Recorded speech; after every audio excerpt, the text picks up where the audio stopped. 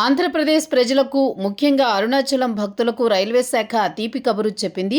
గుంటూరు తిరుపతి మధ్య నడుస్తున్న express rail సర్వీస్ను తమిళనాడులోని తిరుచిరాపల్లి వరకు పొడిగించినట్లు రైల్వే అధికారులు ప్రకటించారు.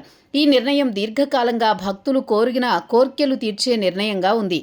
మార్కాపురం రోడ్డు, కంభం, గిద్దలూరు, నంద్యాల, బనగానపల్లె, కోయిలకుంట్ల, జమ్మలమడుగు, ప్రొద్దుటూరు, ఎర్రగుంట్ల, కమలాపురం, నందులూరు, రాజంపేట, కోడూరు, రేణిగుంట, తిరుపతి స్టేషన్లలో ఆగి ముందుకు సాగుతుంది. తిరుపతి తర్వాత చిత్తూరు, కాట్పాడి, వెల్లూరు, అరణి రోడ్డు, పోలూరు, తిరువణ్ణామలై, తిరుక్కోవైలూరు, విల్లుపురం, వృద్ధాచలం, అరియలూరు, శ్రీరంగం మీదుగా తిరుచిరాపల్లి చేరుకుంటుంది. అరుణాచలేశ్వరుణ్ణి దర్శించుకోవాలనే భక్తులకు ఇది శుభవార్త. ఈ పొడిగింపు వల్ల తెలుగు రాష్ట్రాల నుంచి అరుణాచలేశ్వరుణ్ణి దర్శించుకోవాలనుకునే భక్తులకు బాగా ఉపయోగపడనుంది.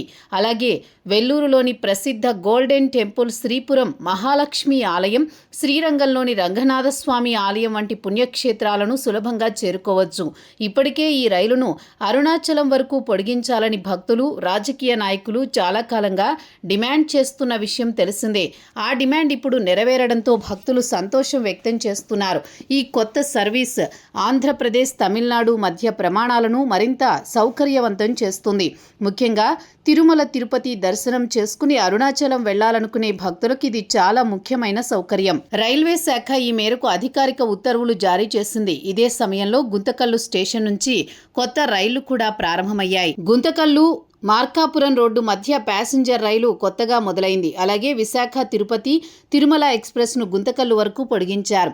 ఈ నిర్ణయాలు రైలు ప్రయాణికుల సౌకర్యాన్ని మరింతగా మెరుగుపరుస్తాయని రైల్వే వర్గాలు తెలిపాయి. ఈ పొడిగింపు వల్ల ఆంధ్రప్రదేశ్లోని వివిధ ప్రాంతాల ప్రయాణికులు, భక్తులు ప్రయోజనం పొందనున్నారు. ముఖ్యంగా వార్షికంగా అరుణాచలం వెళ్లే వేలాది భక్తులకు ఇది పెద్ద ఊరటనిస్తుంది.